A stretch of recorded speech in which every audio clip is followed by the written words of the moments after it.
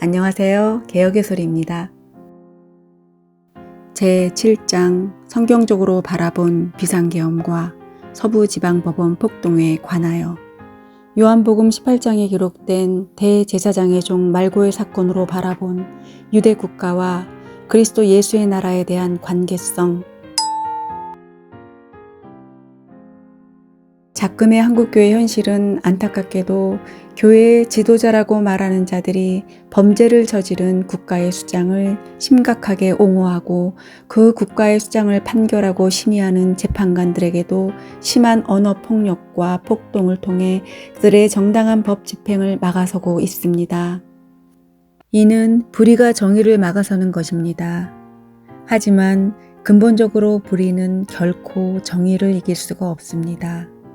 왜냐하면 불의는 말 그대로 불의이기 때문입니다. 또한 공의의 하나님께선 결코 불의를 용납하지 않기 때문입니다. 인간에게 있어서 가장 무서운 것은 창조주이시며 절대 주권자이신 하나님의 진노하심을 받는 것입니다. 하나님은 그들을 진노하시기 전에 그들이 속한 국가의 헌법을 통해 그들을 징계하십니다. 그래서 그들이 그 법에 순응하고 그 대가를 달게 받는다면 하나님께서는 진노하심을 멈추실 것입니다.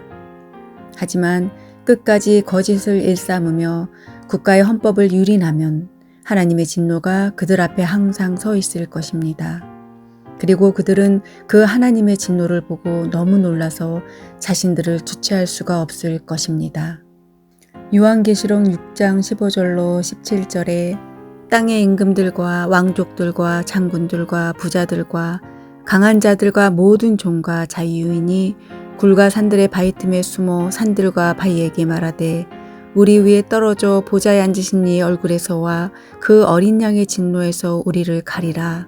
그들의 진노에 큰 날이 이르렀으니 누가 능히 서리요 하더라 라고 기록되어져 있습니다. 이 말씀은 하나님의 심판이 너무나도 무섭고 두려운 것임을 정확하게 표현하고 있는 것입니다. 땅에서 수많은 권력과 부를 누린 자들이라고 할지라도 하나님의 심판 앞에서는 아무것도 아닌 무능한 자들이 되는 것이고 그 심판 앞에 당당하게 맞서지도 못하고 굴과 산들의 바위 틈에 숨어있는 초라한 꼴들이 되고야 마는 것입니다. 그리고 그것도 모자라 산들과 바위에게 자신들의 머리 위에 떨어져서 진노에서 자신들을 가려달라고 애걸복걸하는 신세가 된다는 것입니다. 인생이 가장 두려워야 할 대상은 바로 하나님이십니다. 그리고 그 하나님이 인생을 창조하셔서 그들에게 시작이라는 시간을 주셨기에 끝자락에 이르기까지 하나님께서 주관하시는 것입니다. 그리스도 안에 있는 자들에게는 그 끝이 천국에서의 영원한 평안함이지만 그리스도 밖에 있는 자들에게는 그 끝이 지옥에서의 영원한 고통입니다. 누가 그리스도 안에 있는 자인가? 누가 그리스도 밖에 있는 자인가? 이것은 그들의 언행 심사를 통해 분명히 알 수가 있는 것입니다. 하나님께서는 그들의 언행 심사를 통해 그들이 그리스도 안에 있는 자들인가 아니면 그들이 그리스도 밖에 있는 자들인가를 분명하고도 명확하게 알게 하시는 것입니다.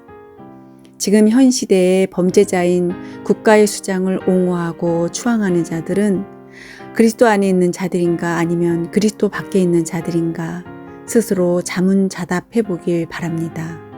이 지구상에서 가장 위대한 왕을 뽑으라면 바로 다윗입니다.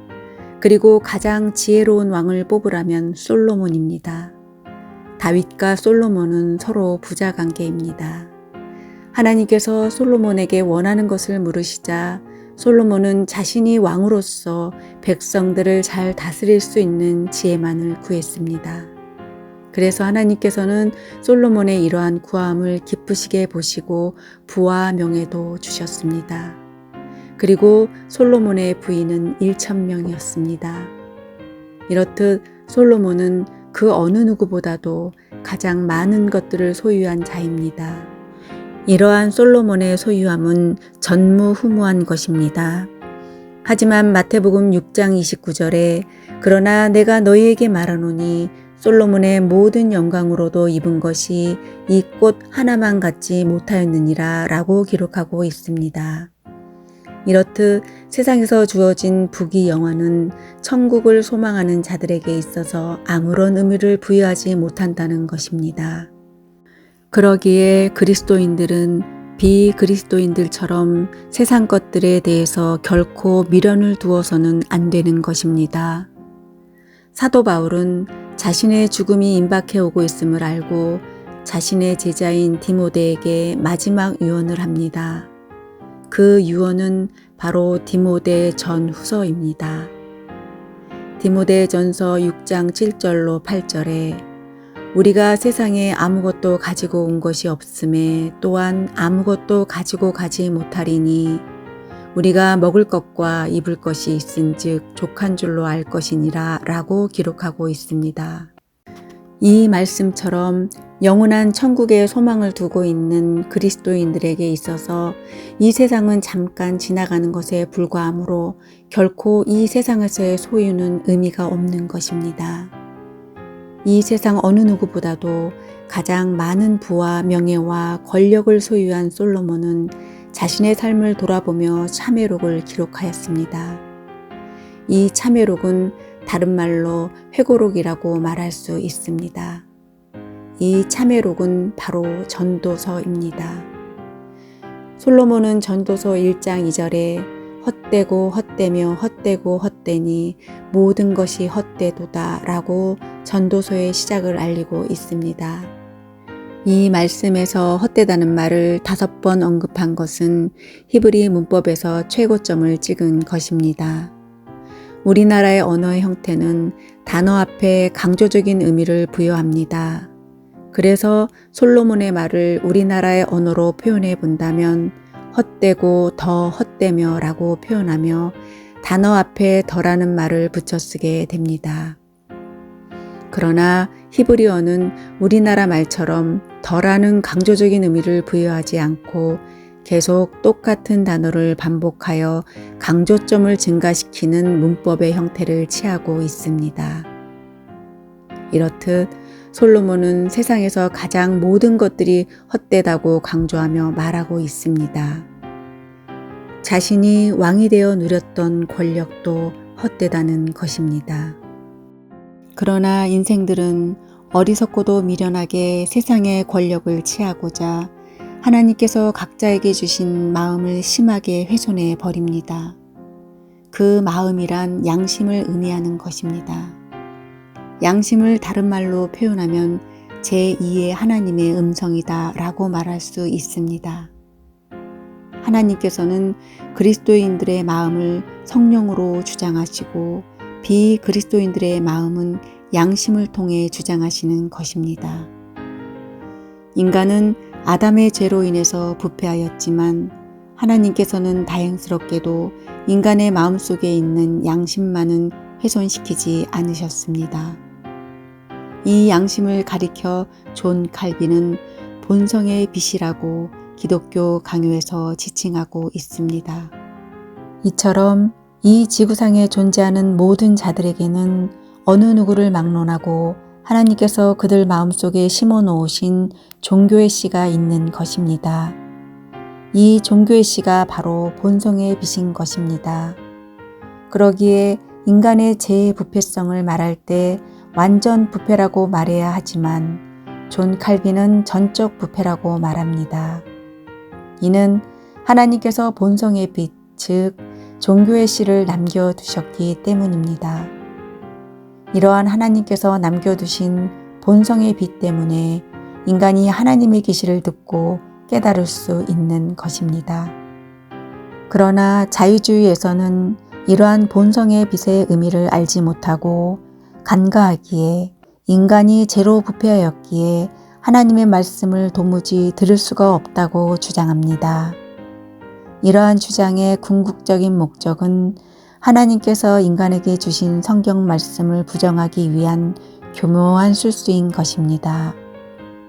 하나님의 말씀인 성경은 인간이 그 어떠한 철학적이고 사변적인 사고방식을 가지고 부정한다고 한들 부정되어지는 것이 결코 아닌 것입니다. 솔로몬은 전도서 3장 1절에 범사에 기한이 있고 천하만사에 다 때가 있나니 라고 기록하고 있습니다. 그리고 이어서 6절에 찾을 때가 있고 잃을 때가 있으며 지킬 때가 있고 버릴 때가 있으며 라고 기록하고 있습니다. 이 말씀처럼 인생은 자신들이 소유한 것이 영원할 것 같지만 그것은 잠시 잠깐 뿐인 것입니다. 그들에게 주어진 권력도 잠시 잠깐 뿐인 것입니다. 솔로몬은 잠언 19장 21절에 사람의 마음에는 많은 계획이 있어도 오직 여호와의 뜻만이 완전히 서리라 라고 기록하고 있습니다. 이처럼 사람은 수많은 계획을 세울 수 있을지는 몰라도 그 계획의 실행은 결코 이룰 수가 없습니다. 왜냐하면 세상에서 일어나는 모든 일들은 아무리 사소한 것이라고 할지라도 절대 주권자이신 하나님에 의해서만 이루어지는 것이기 때문입니다. 들리는 풍문에 의하면 현재 우리나라의 국가의 수장이 비상계엄을 한 목적이 자신의 장기 집권을 위해서라는 것입니다. 이것은 지금의 현상으로 볼 때 사실에 가깝다고 말할 수밖에 없는 것입니다. 솔로몬이 앞서 말한 것처럼 그 권력은 하나님께서 허락하실 때까지만 그가 그 자리에 머무를 수 있는 것입니다. 하나님께서는 우리나라의 헌법을 통해 국가의 수장의 임기는 5년으로 지정해 주셨습니다. 하지만 현재의 국가의 수장은 어리석게도 하나님께서 허락해 주신 5년의 기간을 채우지도 못하고 반쪽 내버리고 말았습니다. 이것이야말로 가장 어리석은 자의 최후의 말로인 것입니다. 그는 이제 평생 감옥 속에서 생을 마감하게 될 것입니다. 이것은 자명한 사실이고 어느 누구도 부정할 수 없는 것입니다. 왜냐하면 그가 아무리 어리석은들 그는 법조계에서 가장 높은 자리에 있었던 자이기 때문입니다. 솔로몬의 말처럼 모든 게 때가 있는 것입니다. 그때는 인간 스스로가 결정하는 것이 결코 아니라 역사의 주인이신 하나님께서만이 결정하는 것입니다. 그리고 그 결정하심에 인간은 그저 따를 뿐입니다. 이것이 바로 하나님의 주권입니다. 또한 하나님은 이 주권으로 이 세상을 다스리십니다. 이 다스림의 영역 속에 바로 국가와 교회가 포함되어 있는 것입니다. 만약에 이 다스림을 거절한다면 그 거절의 대가는 참혹할 것입니다. 그리고 먼지와 같은 무력한 피조물인 인간이 창조주이시며 절대 권력자이신 하나님께 결코 대항할 수 없는 것입니다. 이처럼 하나님께서는 이 지구상에 존재하는 모든 자들을 자신의 절대 주권 안에 두시고 그들을 지배하시고 다스리십니다. 이것이 바로 성령 하나님의 역사하심인 것입니다. 또한 하나님께서는 악인의 계획을 미리 아시고 그 계획을 실행에 옮기지 못하게 하십니다. 그리고 그들로 하여금 그 어리석은 계획이 만천하에 드러나게 하시고 크나큰 수모를 당하게 하시는 것입니다. 지금 현재 우리나라의 상황이 바로 이러한 상황인 것입니다.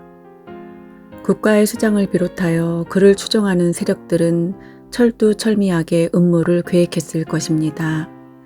그러나 그 음모는 결코 하나님 앞에 숨길 수가 없는 것입니다. 아무리 그 계획을 숨긴들 그 계획은 하나님 앞에서 결코 숨길 수가 없기에 수포로 돌아가고야 말 것입니다. 지금의 상황이 이 상황인 것입니다. 하나님께서 단시간 내에 계엄을 해제시키신 것입니다. 예레미야 17장 10절에 나 여호와는 심장을 살피며 폐부를 시험하고 각각 그 행위와 그 행실대로 보응하시나니 라고 기록되어져 있습니다. 이 말씀처럼 하나님께서는 그들의 악한 계획을 다 아시고 계셨습니다. 바로 심장을 살피시는 분이시기 때문입니다. 시편 33편 13절로 15절 말씀에 여호와께서 하늘에서 굽어보사 모든 인생을 살피시며 곧 그가 거하시는 곳에서 세상의 모든 거민들을 굽어 살피시는도다. 그는 그들 모두의 마음을 지으시며 그들이 하는 일을 굽어 살피시는 이로다 라고 기록되어져 있습니다.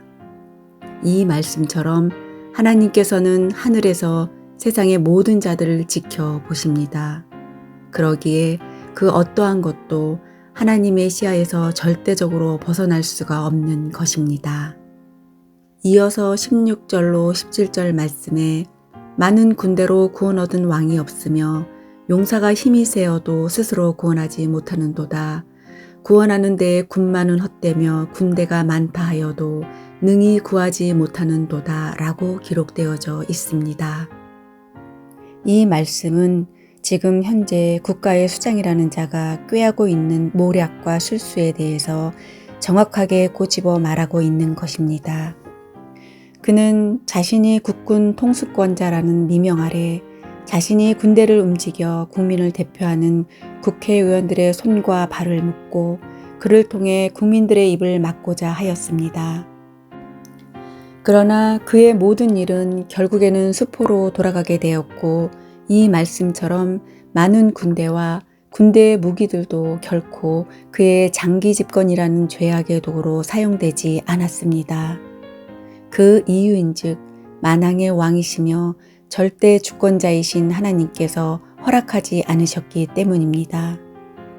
그가 아무리 이빨린 변명을 일삼을지라도 그 행위와 정당성에 관한 여부는 그가 아닌 하나님께서만이 판단하시는 것입니다. 마태복음 10장 29절로 31절 말씀에 참새 2마리가 한 아사리온에 팔리지 않느냐. 그러나 너희 아버지께서 허락하지 아니하시면 그 하나도 땅에 떨어지지 아니하리라. 너희에게는 머리털까지 다 세신 바 되었나니 두려워하지 말라. 너희는 많은 참새보다 귀하니라 라고 기록되어져 있습니다. 이 말씀처럼 참새가 팔리는 것과 땅에 떨어지는 것도 하나님의 허락하심이 없이는 결코 일어날 수가 없는 일처럼 하나님이 친히 지으신 인간들의 생명에 관한 문제는 더더욱 하나님의 절대 주권적인 허락이 있어야만 하는 것입니다. 이러한 하나님의 관심 속에 있는 사람들을 해하고자 하는 계획은 결코 하나님 앞에서 용납될 수 없는 것입니다. 그러기에 결과적으로 그들은 자신들의 행위와 행실대로 보응을 받을 것입니다.